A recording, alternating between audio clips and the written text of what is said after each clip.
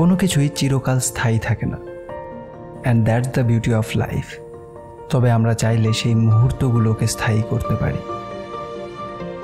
আমরা চাইলে সেই মুহূর্তগুলোকে পুনরায় স্মৃতিচারণ করে সেই একই জায়গায় ফিরে যেতে পারি। আর আমি আজ সেই কাজটাই করছি। সিকিমে কাটানো সেই একটা সপ্তাহের স্মৃতি আজ তোমাদের সাথে শেয়ার করছি।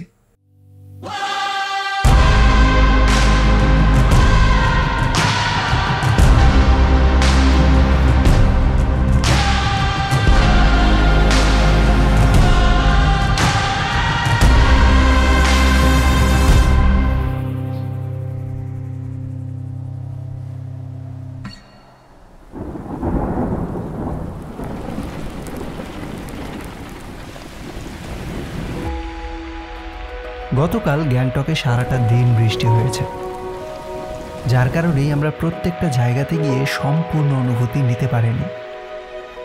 কিন্তু আজ সকালটা বেশ রোদ ঝলমলে, আর এই জন্যই খুব এক্সাইটেড হয়ে সকাল সকাল বেরিয়ে পড়ি নাথুলা পাসের উদ্দেশ্যে।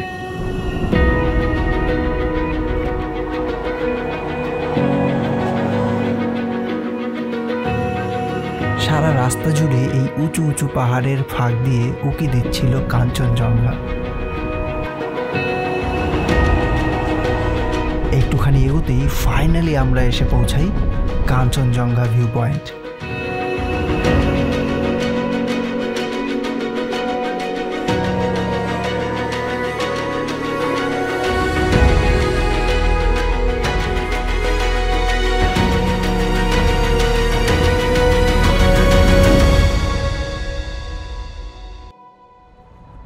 এখান থেকে বেরিয়ে আমরা আবার এগোতে থাকি নাথুলা পাসের উদ্দেশ্যে।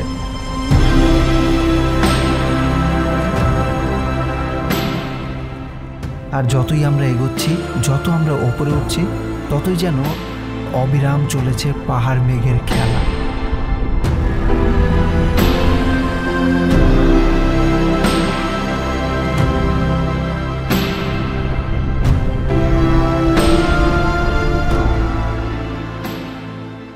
ফাইনালি আমরা এসে পৌঁছাই নাথুলা পাসে। 14,140 ফুট। হ্যাঁ, এতটাই অ্যালটিটিউডে রয়েছে আমরা। আর এখানে যে অক্সিজেন লেভেলটা খুবই কম তা ভালো করেই বোঝা যাচ্ছে। ইন্ডিয়া এবং চায়নার মধ্যে 3টে ওপেন ট্রেডিং বর্ডার রয়েছে, আর তাদের মধ্যেই একটি হলো নাথুলা পাস।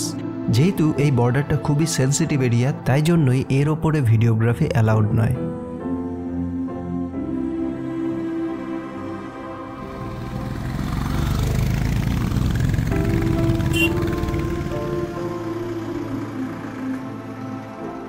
নাথুলা পাস থেকে বেরিয়ে আমরা সোজা চলে আসি বাবা হরভজন সিং মন্দিরে।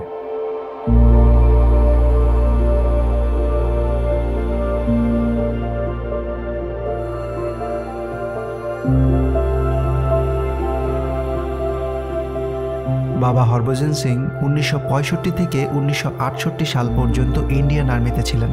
1968 সালে তার মৃত্যু হয়। তবে এটা বিশ্বাস করা হয় তিনি মৃত্যুর পরেও তার ডিউটি পালন করে গেছেন। তার আত্মা সারা রাত বর্ডারে পাহারা দেয়, আর সেই সমস্ত তথ্য ইন্ডিয়ান আর্মির স্বপ্নে এসে তিনি জানান। আর এটার অনেক প্রমাণও পাওয়া গেছে। এখানকার ক্যান্টিনেই খাবার খেয়ে আমরা চলে আসি ছাঙ্গু লেকে। ভারতের one of the highest altitude glacier লেকগুলোর মধ্যে একটি হলো ছাঙ্গু লেক। এই লেকের সৌন্দর্য প্রত্যেক ঋতুতে ভিন্ন ভিন্ন রকমের।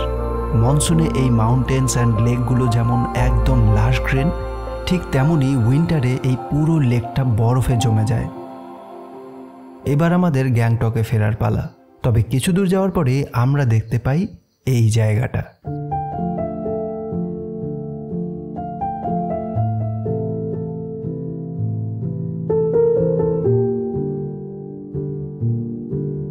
আজ সকাল থেকে অনেকগুলো জায়গায় ঘুরেছি। Nathula pass, Changu lake, Kanchenjunga view point. তবে out of all this places আমার সবচেয়ে বেশি পছন্দ হয়েছে এই জায়গাটা। বাকি সমস্ত জায়গায় প্রচুর লোকের সমাগম।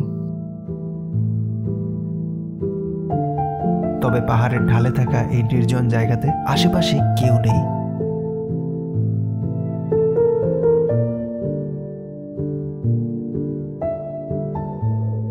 এই নির্জন জায়গাতে বয়ে যাওয়া মেঘের সাথে হাওয়ার শব্দ, সেই সবকিছুই যেন মনে এক প্রশান্তি দিয়ে যায়।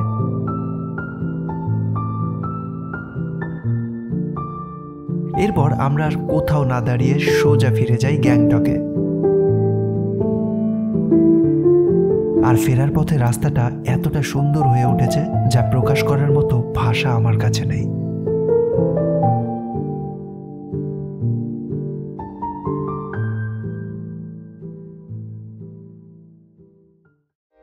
রাতে আমরা সবাই মিলে চলে যাই গ্যাংটকের সেই বিখ্যাত এমজি মার্গে।